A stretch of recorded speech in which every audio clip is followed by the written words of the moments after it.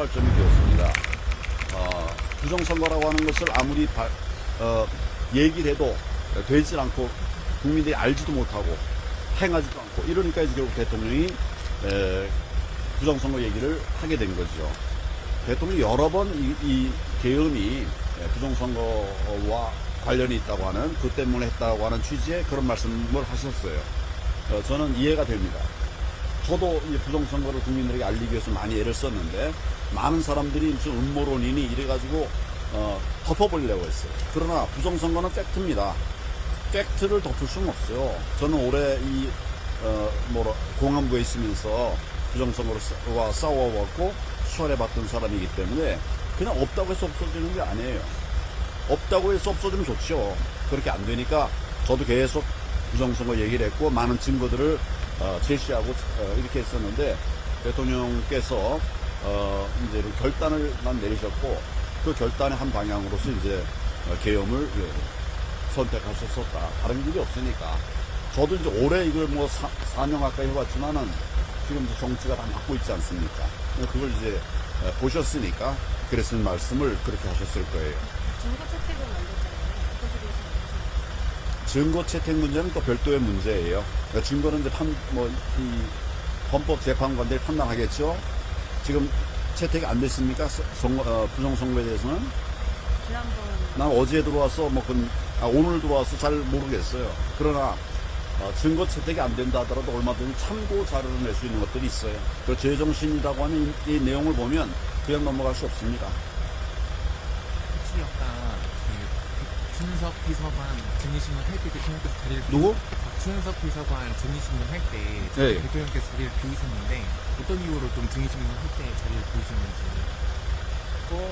굳이 여기 있을 필요가 없을 것 같다. 이렇게 말씀하셨던 것 같아요.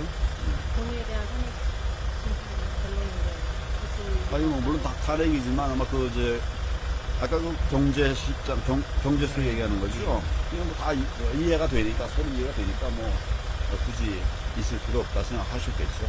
오래 힘드시니까.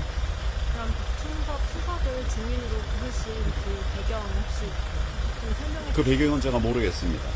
경제 부분에 있어서 본인이 말씀하실 것을 이제 얘기를 한 걸로 알고 있어요. 그렇게 자리 이석하신 다음에 따로 본인 분들하고 접견하신 건가요? 아니면 따로 혼자서 시간을 가지신 건지? 아니, 우리하고 접견하고 이런 건 다 끝난 다음에 만났죠, 지금. 다 끝난 다음에.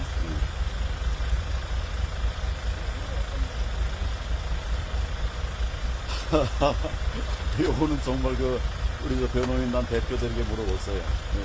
대통령 요청으로 가능한 참여하신 건가요? 아니, 제가 자발적으로 했어요.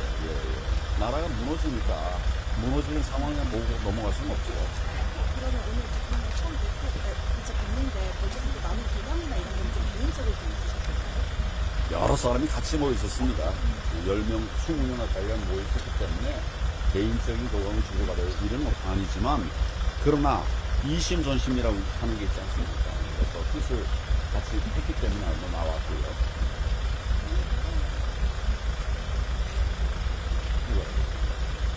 건강 문제는 전혀 그렇게 안 보였습니다. 건강하신 것 같아요. 본인이 그 서부지검 사태 불구경을 적용하시니까 네. 잠시 총리로서 좀 법치주의의 한 틀은 따뜻함도 있어요. 법치주의라는 건 처벌만이 아닙니다. 따뜻함도 법치의 한 부분이에요.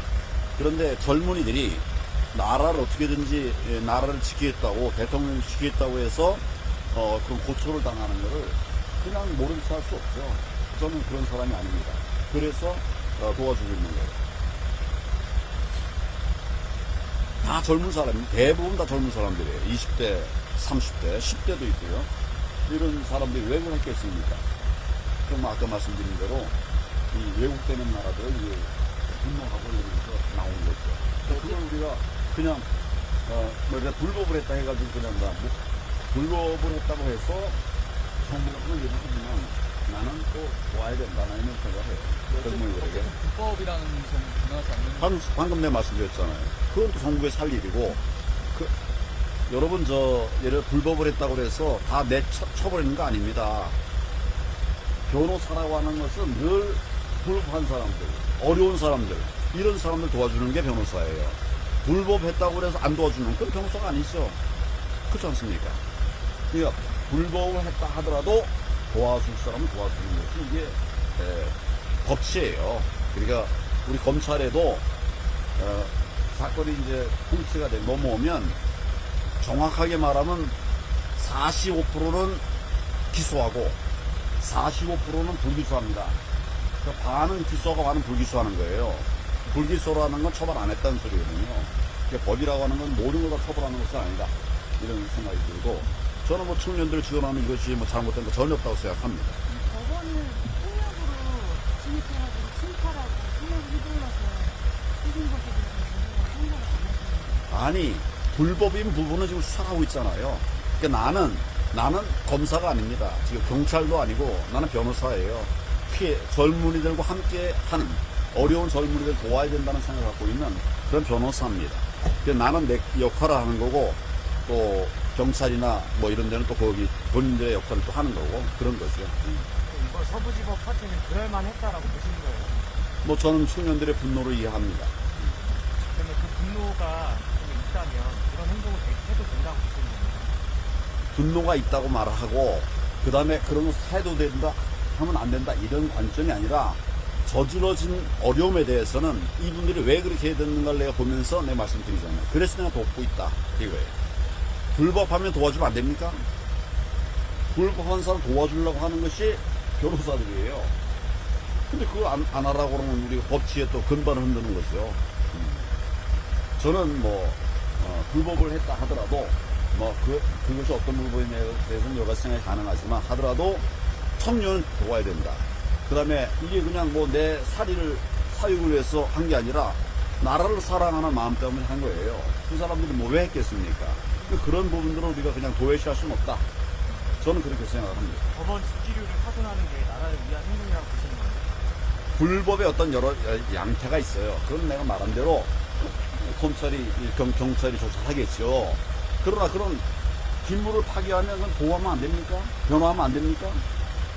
그 사람도 변호해야 되는 거예요. 장발장도 변호해야 되는 거고요. 이건 뭐 무슨 기물 파괴했으니까 이것은 안 된다. 그건 말이 맞지 않는 말입니다. 그러려고 변호사가 필요한 겁니다. 우리나라가 법치주의 국가인데 산업 체계 앞에서 가장 핵심에 있는 법원을 신청을 하고 있잖아요. 법원이 잘했으면 그렇게 했겠습니까? 젊은이들이. 예. 법원이 잘했으면 그랬겠어요. 근데 그럼 방금 발언은 법원이 그럼 잘 못했다는 말로도 좀 들리는데 아니, 뭐 우선 이 관할은 서울중앙지법입니다. 관할이 공수처법의 법상 관할구역은 서울중앙지방법원이에요. 지금 서부지법에서 했잖아요. 그것도 우선 절차에 문제가 있는 거예요. 이번 국회 대리인단에서 앞으로 어떤 역할을 하실 건지 내가 할 수 있는 모든 걸 다 해야 되죠. 대통령에게 또 변호인들이 좀 말하기 어려운 부분도 있을 거예요. 그럼 그건 또 내가 얘기를 해야 될 것 같고, 또 나는 이제 법조인으로서 오래 살아온 사람이고, 또 아까 말씀하신 것처럼 공안부에 있으면서 부정선거에 대해서 많이 경험이 있는 이런 사람이니까 그런 부분들에 대해서 내가 할 얘기를 할 겁니다. 이번 변호인단 합류가 그현 정치인님 뭐 정치적인 복귀를 위한 미션이나 이런 건 아닌지 여러분이 판단해 보세요. 정치를 위해서 하려고 하겠습니까? 네, 그게 아니고 말 그대로 전 대통령을 지켜야 된다. 그것이 나라를 지키는 일이다. 여기에 좀 방점을 두고 경호 활동을 할 겁니다. 네, 감사합니다.